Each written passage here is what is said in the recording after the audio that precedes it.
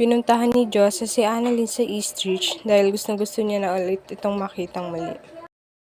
Kinamusta niya ito dahil nabalitaan niya din ang nangyaring barilan sa awarding. Hindi napigilan ni Annalyn na mapaluha dahil sobrang namiss niya din ang kanyang ninang Josa. Pinaalam ni Annalyn sa kanyang nanay na may bisita.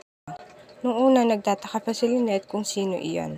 Pero nang magpakita si Josa, kita sa mukha ni Lynette ang pananabik para sa kanyang kaibigan.